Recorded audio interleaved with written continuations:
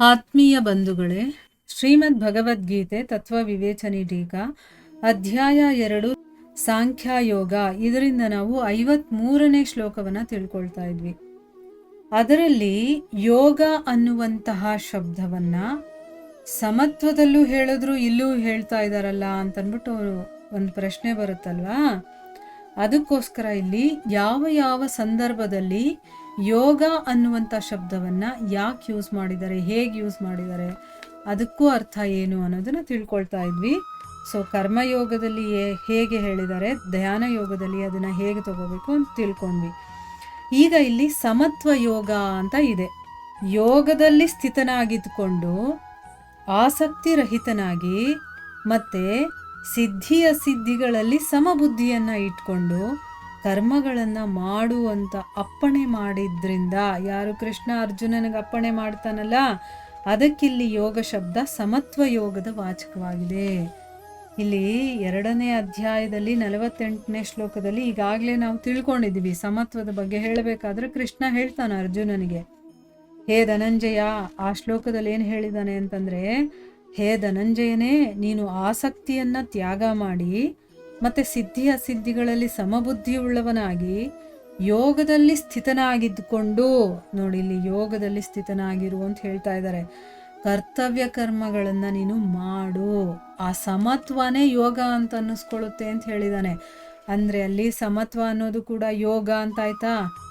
ಯೋಗ ಅಂತಂದ್ರೆ ಏನು, ಭಗವಂತನ ಜೊತೆ ಇರೋದು. ನೀನು ಸಮತ್ವದಲ್ಲಿ ನೋಡಿದ್ರು ಕೂಡ ಅದು ನನ್ನ ಜೊತೆ ಇದ್ದಂಗೆ ಲೆಕ್ಕ ಅಂತ ಹೇಳ್ತಾ ಇರೋದು. ಒಂದೊಂದು ರೀತಿ ಹೇಳ್ಕೊಂಡು ಹೋಗಿದ್ದಾನೆ ಭಗವಂತ. ಯಾವುದನ್ನು ಬೇಕಾದರೂ ನಾವು ಫಾಲೋ ಮಾಡ್ಕೊಂಡು ಅವನ ಹತ್ರ ಹೋಗ್ಬೋದು, ಆದರೆ ನಾವು ಮಾಡಲ್ಲ ಅಷ್ಟೇ. ತಿಳ್ಕೊಳ್ತೀವಿ, ತಿಳ್ಕೊಳ್ಳೋದು ತುಂಬ ಕಷ್ಟ. ಸುಮ್ಮನೆ ಕೇಳ್ತೀವಿ, ಈ ಕಿವಿಯಲ್ಲಿ ಕೇಳಿ ಅಲ್ಲಿ ವಾಪಸ್ ಹಂಗೆ ಹೊಟ್ಟೋಗುತ್ತೆ. ಈ ಕಿವಿಯಿಂದ ಆ ಕಿವಿವರೆಗೂ ಬರೋದಿಲ್ಲ ನಮ್ಮದು ಅಲ್ವಾ. ಗಮನ ಇಟ್ಟು ಕೇಳಿದಾಗ ಮಾತ್ರ ಇದು ಅರ್ಥ ಆಗುತ್ತೆ. ನೋಡಿ, ತುಂಬ ಚೆನ್ನಾಗಿರುತ್ತೆ ಇದು ಅರ್ಥ ಮಾಡ್ಕೊಳ್ಳೋದು. ಮತ್ತು ಇಂಟ್ರೆಸ್ಟ್ ಬರುತ್ತೆ ನಮ್ಗೆ. ಇಂಟ್ರೆಸ್ಟಾಗಿ ಇದನ್ನು ಕೇಳ್ತಾ ಹೋದಾಗ ಅದರಲ್ಲಿ ಆಸಕ್ತಿ ಬರ್ತಾ ಹೋಗುತ್ತೆ. ಮತ್ತು ಆ ಸಬ್ಜೆಕ್ಟ್ ಎಷ್ಟು ಚೆನ್ನಾಗಿರುತ್ತೆ ಅಂತಂದರೆ ಎಷ್ಟು ಹೊತ್ತು ಬೇಕಾದರೂ ಅದರಲ್ಲೇ ಮುಳುಗಿರ್ಬೋದು ನಾವು. ನಮ್ಗೆ ಯಾರು ಡಿಸ್ಟರ್ಬ್ ಮಾಡದೇ ಇದ್ರೆ ಸಾಕಪ್ಪ ಅನಿಸುತ್ತೆ. ಅಷ್ಟು ಚೆನ್ನಾಗಿರುತ್ತೆ ವಿಷಯಗಳು. ಆದರೆ ನಮಗೆ ಆಸಕ್ತಿ ಬರಬೇಕಷ್ಟೇ. ಅದರ ರುಚಿ ಒಂದು ಸರಿ ನಮಗೆ ತಗಲ್ತು ಅಂತಂದರೆ ನಾವು ಬೇರೆ ಯಾವುದ್ರ ಕಡೆನೂ ನಮ್ಮ ಗಮನ ಹೋಗೋದೇ ಇಲ್ಲ. ಸೊ ಈಗ ನಮಗಿಲ್ಲಿ ಸಮತ್ವ ಯೋಗ ಅನ್ನೋದು ಗೊತ್ತಾಯ್ತಲ್ವಾ. ಯೋಗದಲ್ಲಿ ಯಾವಾಗ ಸ್ಥಿತನಾಗಿದ್ಕೊಂಡು ನೀನು ಆಸಕ್ತಿ ರಹಿತನಾಗಿ ಸಿದ್ಧಿ ಅಸಿದ್ಧಿಗಳಲ್ಲೂ ಕೂಡ ಸಮಬುದ್ಧಿಯನ್ನು ಇಟ್ಕೊಂಡು ನಿನ್ನ ಕರ್ತವ್ಯ ಕರ್ಮಗಳನ್ನು ಮಾಡ್ಕೊಂಡು ಹೋಗ್ತಾ ಇರ್ತೀಯೋ, ಅದು ಕೂಡ ಯೋಗ ಅನ್ನಿಸ್ಕೊಳ್ಳುತ್ತೆ ಅಂತ ಇಲ್ಲಿ ಕೃಷ್ಣ ಅರ್ಜುನನಿಗೆ ಹೇಳ್ಕೊಡ್ತಾನೆ. ಅದರಿಂದ ಅದು ಸಮತ್ವ ಯೋಗ ಅನ್ನುವಂಥ ವಾಚಕ ಆಗಿದೆ ಅಂತಂದ್ಬಿಟ್ಟು ಇಲ್ಲಿ ತಿಳ್ಕೊಂಡ್ವಿ. ಈಗ ಮುಂದಿನದೇನು ಅಂತಂದರೆ ಭಗವತ್ ಪ್ರಭಾವರೂಪಿ ಯೋಗ. ಇದರಲ್ಲಿ ಏನು ಹೇಳಿದಾನೆ, ಆಶ್ಚರ್ಯಜನಕವಾದ ಪ್ರಭಾವಗಳನ್ನು ತೋರಿಸುವಂತಹ ವರ್ಣನೆ ಇರೋದ್ರಿಂದ ಇದು ಶಕ್ತಿ ಅಥವಾ ಪ್ರಭಾವದ ವಾಚಕವಾಗಿದೆ. ಇಲ್ಲಿ ಯೋಗ ಅಂತ ಯಾಕೆ ಹೇಳಿದ್ದಾರೆ, ಭಗವತ್ ಪ್ರಭಾವ ರೂಪಿ ಯೋಗ ಅಂತ ಯಾಕೆ ಹೇಳಿದ್ದಾರೆ, ಅಲ್ಲೂ ಕೂಡ ಯೋಗ ಅಂತ ಹೇಳಿದಾರಲ್ಲ. ಯೋಗ ಅಂತಂದರೆ ಭಗವಂತನ ಜೊತೆ ಸದಾ ಇರೋದು ಅಂತಲ್ವಾ. ಇಲ್ಲಿ ಯಾಕೆ ಯೋಗ ಅನ್ನುವಂಥ ಶಬ್ದ ಯೂಸ್ ಮಾಡಿದ್ದಾರೆ ಅಂತಂದರೆ, ಆ ಶಬ್ದವನ್ನು ಬೇರೆ ಬೇರೆ ಸಂದರ್ಭಗಳಲ್ಲಿ ಬೇರೆ ಬೇರೆ ರೀತಿಯಲ್ಲಿ ಅದನ್ನು ಯೂಸ್ ಮಾಡ್ತಾರೆ ಅಂತ ಹೇಳಿದಾರಲ್ವ, ಅದನ್ನ ಇಲ್ಲಿ ಎಕ್ಸ್ಪ್ಲೈನ್ ಮಾಡ್ತಾರೆ. ಈಗ ನೋಡಿ, ಇಲ್ಲಿ ಆಶ್ಚರ್ಯಜನಕವಾದಂತಹ ಪ್ರಭಾವವನ್ನು ನಾವು ಆಶ್ಚರ್ಯ ಪಡಬೇಕು, ಈ ರೀತಿನೂ ಇರುತ್ತಾ ಅಂತ. ಯಾಕಂದರೆ ನಾವು ಯಾವತ್ತೂ ಕೇಳಿರೋದಿಲ್ಲ ಅಂತ ವಿಷಯ. ಅಂಥ ಒಂದು ಆಶ್ಚರ್ಯವನ್ನು ಹುಟ್ಟಿಸುವಂತಹ ಒಂದು ವರ್ಣನೆ ಇರೋದ್ರಿಂದ ಇದು ಶಕ್ತಿ ಅಥವಾ ಪ್ರಭಾವದ ವಾಚಕಕ್ಕೋಸ್ಕರ ಇಲ್ಲಿ ಯೋಗ ಅಂತ ಹೇಳಿದ್ದಾರೆ ಆಯ್ತಾ. ಅದನ್ನ 9ನೇ ಅಧ್ಯಾಯ 5ನೇ ಶ್ಲೋಕದಲ್ಲಿ ಹೇಳಿದಾನೆ. ಏನು ಅಂತ ನೋಡೋಣ, ಏನು ಆಶ್ಚರ್ಯ ಆಗುತ್ತೆ ಅಲ್ಲಿ ಅಂತ ನೋಡೋಣ. ಆ ಸಮಸ್ತ ಪ್ರಾಣಿ ಸಂಕುಲವು ನನ್ನಲ್ಲಿ ಸ್ಥಿತವಾಗಿಲ್ಲ. ಇಲ್ಲಿ ಭಗವಂತ ಅರ್ಜುನನಿಗೆ ಹೇಳ್ತಾ ಇದ್ದಾನೆ, ಎಷ್ಟು ಪ್ರಾಣಿ ಸಂಕುಲ ಇದೆಯೋ ಅದೆಲ್ಲ ನನ್ನಲ್ಲಿ ಸ್ಥಿತವಾಗಿಲ್ಲ, ನನ್ನಲ್ಲಿಲ್ಲ. ಆದರೆ ನನ್ನ ಈಶ್ವರೀಯ ಯೋಗ ಶಕ್ತಿಯನ್ನು ನೋಡು. ಅಂದರೆ ಇಲ್ಲಿ ಆಶ್ಚರ್ಯಜನಕವಾಗುವಂಥ ಒಂದು ವಿಷಯವನ್ನು ಹೇಳುವಾಗ ಭಗವಂತ ನನ್ನ ಯೋಗ ಶಕ್ತಿಯನ್ನು ನೋಡು, ನನ್ನ ಒಂದು ವಿಶೇಷವಾದಂಥ ಶಕ್ತಿಯನ್ನು ನೋಡು ಅಂತ ಹೇಳೋದಕ್ಕೋಸ್ಕರ ಇಲ್ಲಿ ಯೋಗ ಅನ್ನುವಂಥ ಶಬ್ದವನ್ನು ಯೂಸ್ ಮಾಡಿದ್ದಾನೆ. ಅದು ಯಾವುದು ಅಂತಂದರೆ ಅವುಗಳ ಧಾರಣೆ, ಅಂದರೆ ನಾನೇ ಧರಿಸ್ಕೊಳ್ತೀನಿ.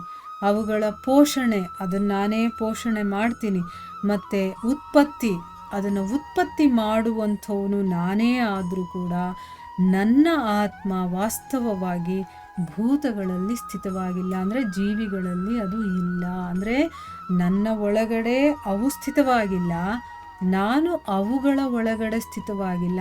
ಆದರೂ ಕೂಡ ನಾನೇ ಧರಿಸ್ಕೊಳ್ತೀನಿ, ನಾನೇ ಅದನ್ನು ಬೆಳೆಸ್ತೀನಿ, ನಾನೇ ಪೋಷಣೆ ಮಾಡ್ತೀನಿ, ನಾನೇ ಉತ್ಪತ್ತಿ ಮಾಡ್ತೀನಿ, ಎಲ್ಲ ಮಾಡುವಂಥವನು ನಾನೇ. ಆದರೂ ಕೂಡ ನನ್ನ ಒಳಗಡೆ ಅವರೆಲ್ಲ ಸ್ಥಿತವಾಗಿಲ್ಲ ಅಂತ ಹೇಳ್ತಾ ಇದ್ದಾನೆ.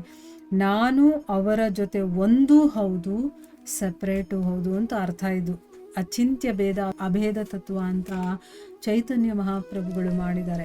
ಅದರ ಅರ್ಥ ಇಲ್ಲಿಗೆ ಬರುತ್ತೆ.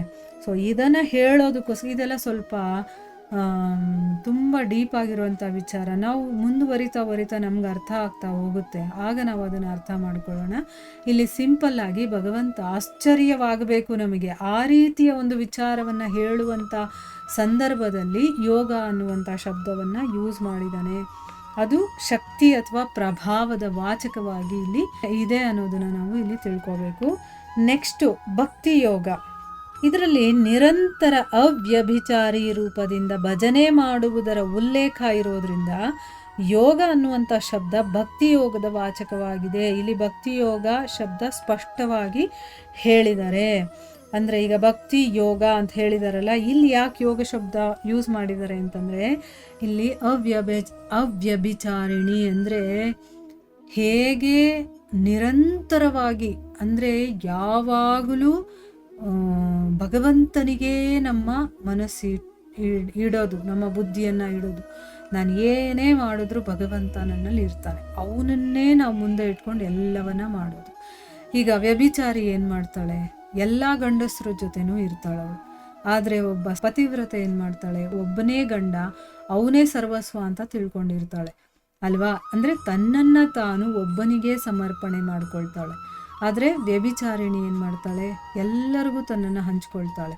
ಅಂದ್ರೆ ಇಲ್ಲಿ ಅವ್ಯಭಿಚಾರಿಣಿ ಅಂದರೆ ಒಬ್ಬನಿಗೆ ಮೀಸಲಾಗಿರುತ್ತಲ್ಲ, ಅಂದರೆ ನಮ್ಮ ಮನಸ್ಸು ಭಗವಂತನಲ್ಲೇ ಸ್ಥಿತವಾಗಿರೋದು, ಭಗವಂತನಿಗೋಸ್ಕರನೇ ಇರೋದು. ಅದನ್ನು ಹೇಳೋದಕ್ಕೋಸ್ಕರ ಅಂದರೆ ಏನು, ಭಗವಂತ ಒಬ್ಬನನ್ನು ಬಿಟ್ಟು ಯಾರನ್ನು ಭಜಿಸೋದಿಲ್ಲ, ಅದನ್ನು ಹೇಳುವಂಥ ಸಂದರ್ಭದಲ್ಲಿ ಯೋಗ ಅಂತ ಹೇಳಿದ್ದಾರೆ. ಅಂದರೆ ಇಲ್ಲಿ ಯೋಗ ಅಂತಂದರೆ ಭಕ್ತಿ ಯೋಗ ಅಂತ ಅರ್ಥ. ಅಂದರೆ ಯಾರು ನಿರಂತರವಾಗಿ ಒಂದು ಕ್ಷಣನೂ ಆ ಕಡೆ ಈ ಕಡೆ ಹೋಗದೆ ಬರೀ ಭಗವಂತನ ಭಜನೆಯಲ್ಲೇ ತೊಡಗಿರುತ್ತೋ, ಭಗವಂತನನ್ನೇ ಭಜಿಸ್ತಾ ಇರುತ್ತೋ, ಅಂಥದನ್ನು ಹೇಳೋದಕ್ಕೋಸ್ಕರ ಇಲ್ಲಿ ಯೋಗ ಅನ್ನುವಂಥ ಶಬ್ದವನ್ನು ಯೂಸ್ ಮಾಡಿದ್ದಾರೆ. ಅದು ಭಕ್ತಿ ಯೋಗದ ಬಗ್ಗೆ ಮಾತಾಡಿದ್ದಾರೆ.